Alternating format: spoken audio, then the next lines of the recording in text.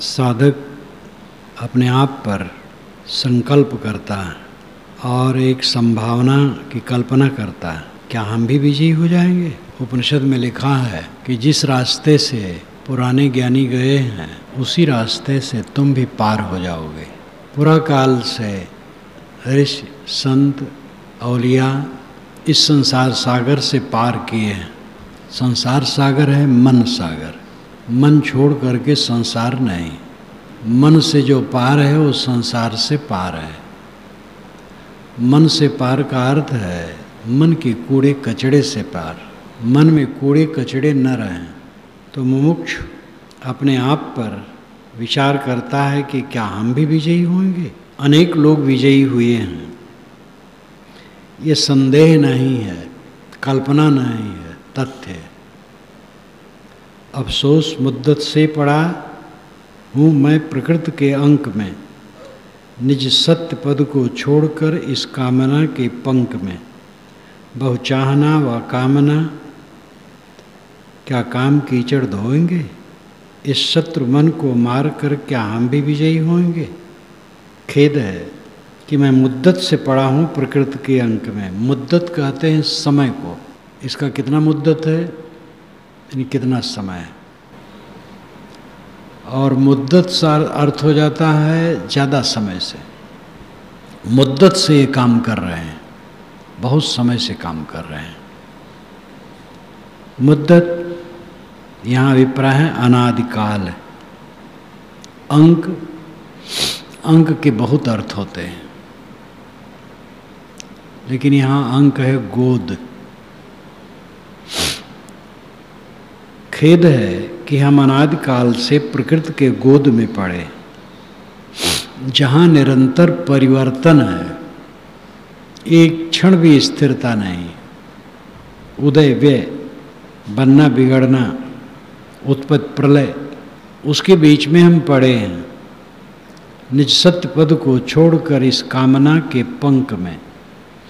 निज पद सत्य है, निज पद निज दशा निज स्वरूप सत्य स्थिर पूर्ण काम है, लेकिन उसको हम समझते नहीं हैं। कामना के पंख में कीचड़ में लिपटे हैं, सांसारिक कीचड़। बहु चाहना वो कामना क्या काम कीचड़ धोएंगे। जो हमारे अंदर में बहुत सी चाहनाएं हैं, कामनाएं हैं, क्या इसकी कीचड़ को धो करके मैं शुद्ध हो जाऊंगा। इस शत्रु मन को मार कर क्या हम भी विजयी होंगे। इस मन शत्रु को मार करके क्या हम इस पर विजयी हो जाएंगे। यहाँ शत्रु अशुद्ध मन के लिए कहा गया। शुद्ध मन शत्रु नहीं है, मित्र है। मन के विकारों को मार करके क्या हम भी विजयी हो जाएंगे। सुख भावना बहुदौड़ कर आती हमारे सामने, हम भूल कर पागल बने विषभोग सुख में रामने। लट्टू बने सुखमान हित क्या ऐसे दिन सब खोएंगे। कि तोड़कर सुखमान को कि हम भी विजयी होंगे। सुख भावनाएं, विषयों में सुख की कल्पनाएं दौड़ करके हमारे सामने आती हैं। अनादिकाल का अध्यास। देहाभिमान जड़ है। अपना देहाभिमान मिट जाने पर कोई बंधन नहीं रहता है। अपने माने हुए देह में अभिमान होने से, आसक्ति होने से बाहर आसक्ति होती है और सारे विकार आते हैं। देहाभिमान से हमारे सामने अनेक सुख भावनाएं दौड़ दौड़ कर आती रहती हैं और हम भूल करके पागल बन जाते हैं। विष भोग सुख में रामने। विषय भोग में सुख की कल्पना करके रामने रमने लगते हैं, उसी में भटक जाते हैं। लट्टू बने सुखमान हित क्या ऐसे दिन सब खोएंगे। सुखमान के लिए लट्टू बने। लट्टू नाम लुब्ध। लट्टू होता है जो नचाया जाता है, रस्सी में फंसा करके जोर से खींच लिया जाता है तो लट्टू नाचता है। लोभ से लट्टू बने हम ऐसे ही नाचते रहेंगे। क्या हमारे दिन ऐसे चले जाएंगे कि तोड़ कर सुखमान को कि हम भी विजयी होंगे। मन में सुख की भावना, मान की भावना, सुख विषय आसक्ति है, अवमान लोकैषणा है। ये दोनों को छोड़ करके क्या हम भी विजयी होंगे? निज रूप में जब जागता आसक्ति तब सब छीड़ती, जब सोए जाता मोह में वृत्ति विषय में हीड़ती। ऐसे ही उल्टा पलट हो दिन रैन क्या हम रोएंगे, कि पूर्ण मन को जीत कर क्या हम भी विजयी होएंगे। जब स्वरूप भाव में आते हैं तो आसक्ति खत्म हो जाती है, और जब मोह में सो जाता हूँ तो वृत्ति विषयों में हीड़ती है। हीड़ने का अर्थ है भटकना, खोजना, विषयों में सुख खोजना। स्वरूप विस्मरण सारे अनर्थों की जड़ है। स्वरूप विस्मरण के समान कोई प्रमाद नहीं है, ये स्वामी शंकराचार्य ने कहा। स्वरूप विस्मरण के समान कोई प्रमाद नहीं है, और स्वरूप विस्मरण होते ही दृश्यों में मोह होता है और दुख उत्पन्न होता है। असावधानी ही पतन है, सावधानी ही साधना है। संतो जागत नींद न कीजिए। जो साहेब ये चिताते हैं जागते रहो नींद न करो। जागने का मतलब सावधान रहना, सतर्क। विषयासक्त की निवृत्त हो जाने पर सावधानी बढ़ जाती है। सावधानी बढ़ते बढ़ते विषयासक्त की निवृत्त होती है, और विषयासक्त के निवृत्त होने पर चित्त विषय में जाता ही नहीं। एक ऐसी दृढ़ता हो जाती है, ऐसी पक्की धारणा हो जाती है। ये कमाई का फल है। जो कमाई करेगा उसको ये फल मिलेगा। ढील ढाल रहेगा तो ऐसे रह जाएगा। ऐसे ही उल्टा पलट हो दिन रहे क्या हम रोएंगे। उल्टा पलटा, कुछ राग, कुछ वैराग, कुछ स्वरूप स्मरण, कुछ विषय स्मरण। ऐसे ऐसे क्या पूरा जीवन चला जाएगा? कि पूर्ण मन को जीत करके हम भी विजयी होंगे, कि आपने मन को पूर्ण रूप से विजयी उस पर जीत लेंगे और विजयी हो जाएंगे। विश्वास जिस पर मैं किया वह मन सदा सिर काटता, जिस गरल का त्यागन किया अमृत समझ फिर चाटता। विषभोग की पत्थर शिला क्या निज हृदय से ठेंगे, वैराग शुभ जीवन बना क्या हम भी विजयी होंगे। मन पर हम विश्वास करते हैं और मन हमारा सिर काटता है। सुख की कल्पना, और सुख की कल्पना में फिर विषय वासना। जिस गरल का त्यागन किया अमृत समझ फिर चाटता। गरल जहर, विषय वासना जहर समझ करके त्यागा, और उसी को अमृत समझ करके चाटता है, फिर उसी का स्मरण। ये कितना उल्टा है। विषभोग की पत्थर शिला क्या निज हृदय से ठेंगे। हमारे हृदय पर जो विषय भोगों की पत्थर की शिला है उसको क्या हम हटा सकेंगे। वैराग शुभ जीवन बना क्या हम भी विजयी होंगे। अपने जीवन को वैराग्य में बना लेंगे जो शुभ है, मंगलमय है। वैराग्य सारे विकारों को भस्म कर देता है और मन पर विजय होती है। पछुआ बने, चाकर बने, बंदा बने, कादर बने, कब तक रहेंगे दीन हो मनुष्यत्र से कायर बने। पाकर सुवस्था आपनी यो जेल खाना सेंगे, कि तोड़ कर बेड़ी विषय क्या हम भी विजयी होंगे। पछुआ बने, इन्हीं मन के पीछे पीछे चल रहे हैं।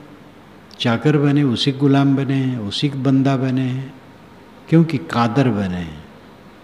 संवेदना शक्ति उत्पन्न नहीं करते हैं, वीरत्व प्रेरणा नहीं लाते हैं। कब तक रहेंगे दीन हो मनुष्यत्र से कायर बने। दीन बन करके, मनुष्यत्र से दुर्बल बन करके कब तक ऐसे रहेंगे।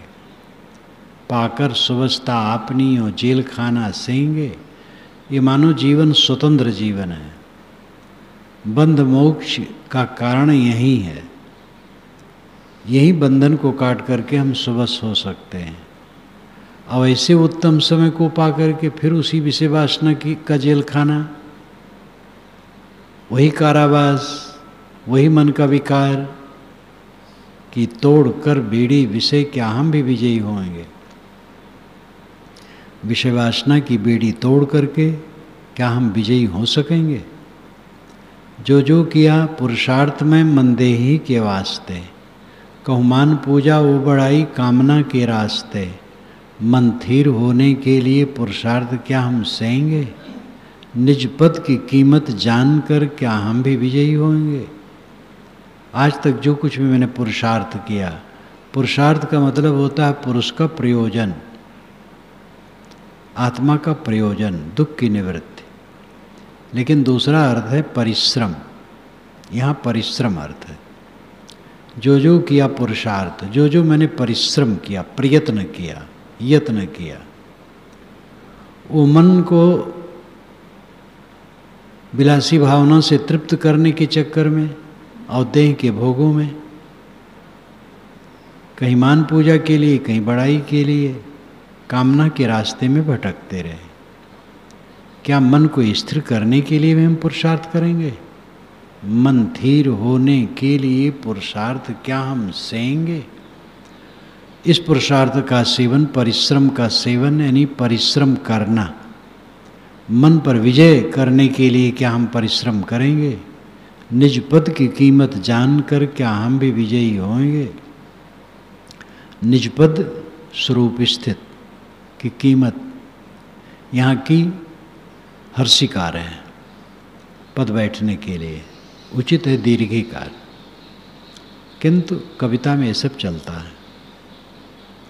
हम दूसरों को तुष्ट करने और रिझाने के लिए करना नहीं चाहिए मुझे कर्तव्य सो हमने किए, क्या दूसरों को छोड़कर खुद तुष्ट आप ही होंगे? सुख आस्तज निर्माण हो क्या हम भी विजयी होंगे? सांसारिक स्वार्थ के लिए दूसरों को खुश करने के चक्कर में बहुत लल्लो पत्तों जगह जगह करते रहे, और जो नहीं करना चाहिए वो करते रहे।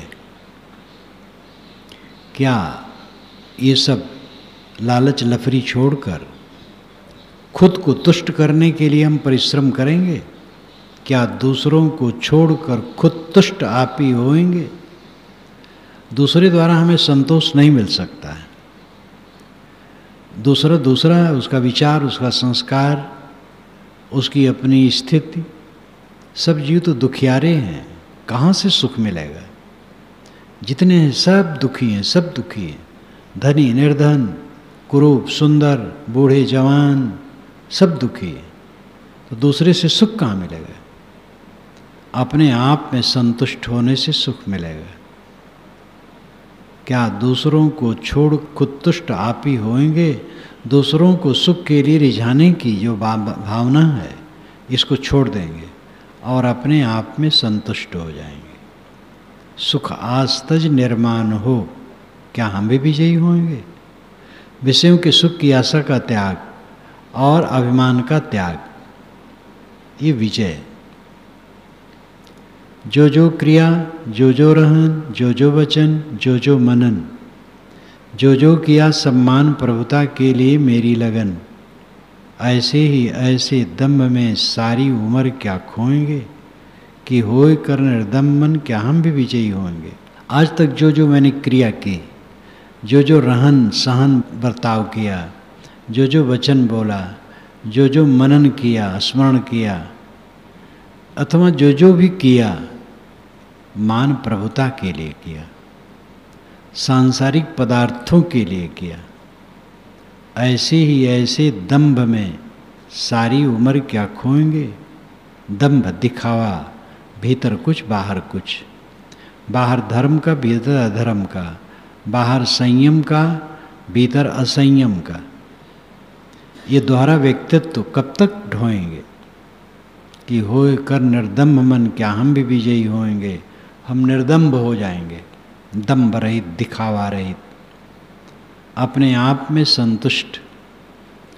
परतंत्रता बहुकाल से सेवन किया हा भूल से, और भूल बस तन स्वप्न संगी है अनादि सूल से।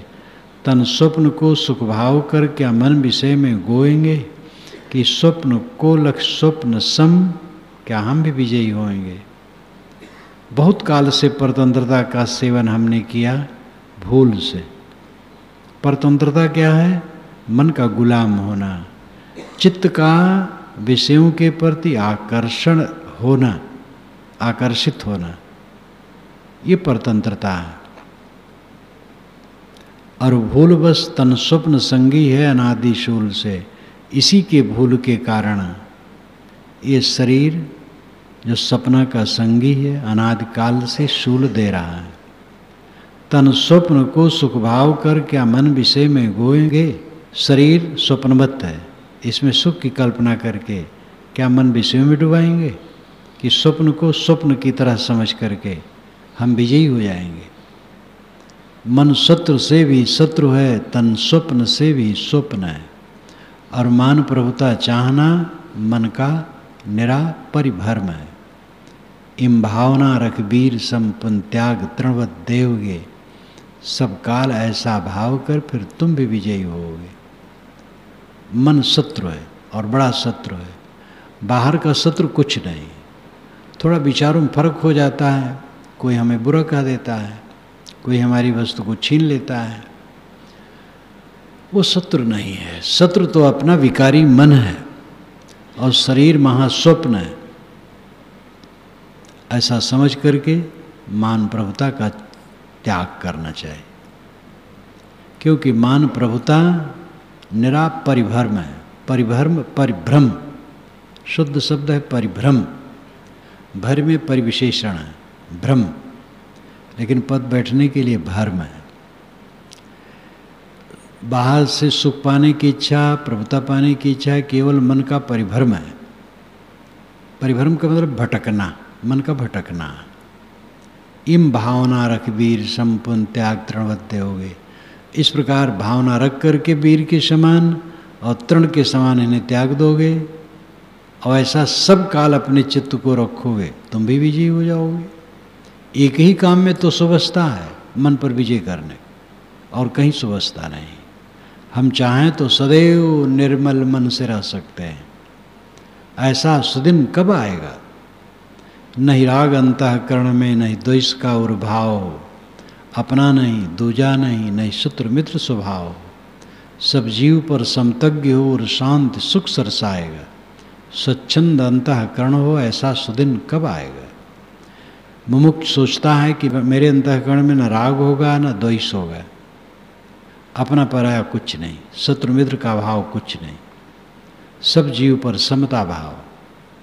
चित्त में शांत की धारा बहेगी, चित्त स्वच्छंद रहेगा। ऐसा दिन मेरा कब आएगा?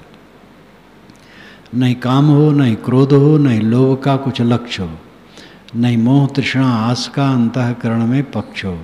संतुष्ट स्थिर शांतिमय जीवन सरस सुख भाएगा। और काम ज्वाला से रहित ऐसा सुदिन कब आएगा?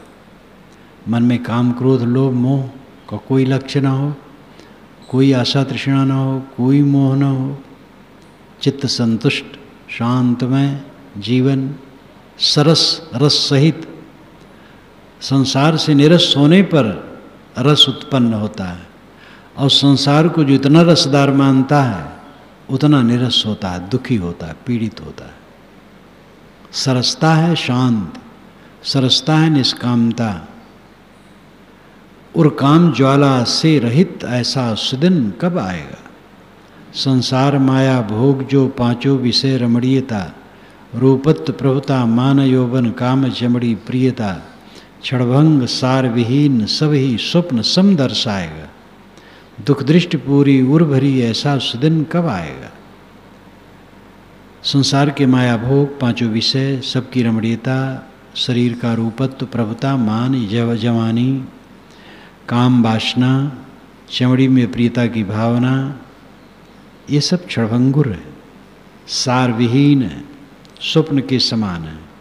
ऐसा निरंतर समझ में आएगा। इसके पर दोष दर्शन होगा और ये दोष दर्शन चित्त में भरा रहेगा। इस प्रकार सुदिन मेरा कब आएगा? संसार की निस्सारता की दृष्टि हर क्षण होगी, चित्तवृत्ति अंतर्मुख हुई, निज धीर शांत समोएगी। विश्राम हो निज रूप में सुख सिंधु उर लहराएगा।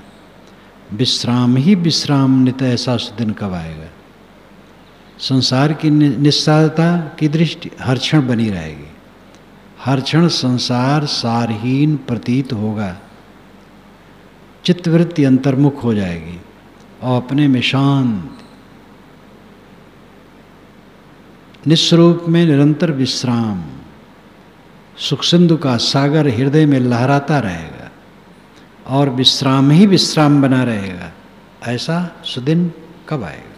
सुख की जगह दुख दृष्टि हो, चंचल जगह स्थिरता, आशा जगह नैराश्य, कायर के बदले वीरता, रहते हुए इस देह में पुनः मुक्ति पद ठहराएगा, अंतिम सफल कर्तव्य कर, ऐसा सुदिन कब आएगा?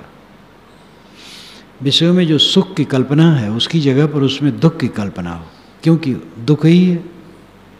जो चित्त चंचल है स्थिर हो, विषयों के प्रति जो आशा है उससे निराश हो, और जो साधना में कायरता होती कि हम कैसे कर पाएंगे, इसको छोड़ करके वीरता हो, हम बिल्कुल कर सकेंगे।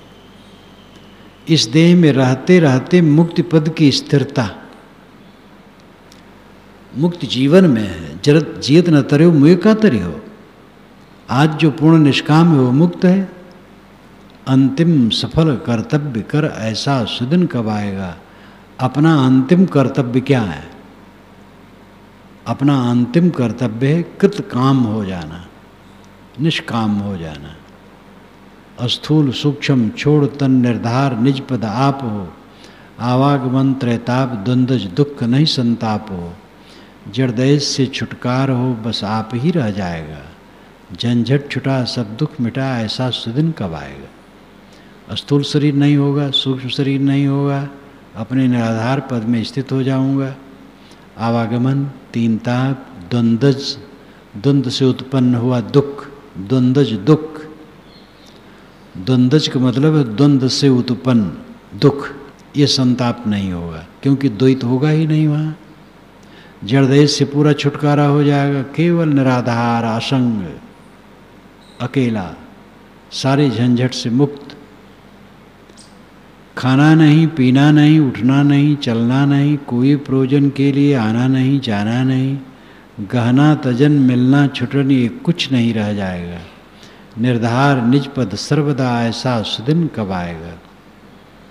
खाना पीना उठना चलना ये सब देह में है, विदेह में कुछ नहीं। वहाँ प्रयोजन ही कुछ नहीं है आने जाने की। न गहना है, न तजना है, न मिलना है, न छुटना है। ससुर रैन सारदी तहाँ तत्व पर लेना है। निराधार निज पद, ऐसा सुदिन कब आएगा? नहीं राज भय, नहीं देश भय, नहीं जंतु भय, नहीं तत्व का, नहीं जन्म भय, नहीं मृत्यु भय, गर्भाग निरज तम सत्व का। सारा कलेश विनाश हो, संसार से छुट जाएगा। दुख सुख सभी से पार हो, ऐसा सुदिन कब आएगा? विदेह में राज भय नहीं है, देश भय नहीं है, जंतु भय नहीं है, तत्व भय नहीं है। कोई आग लग जाए या बाढ़ आ जाए, तत्व भय कुछ नहीं है।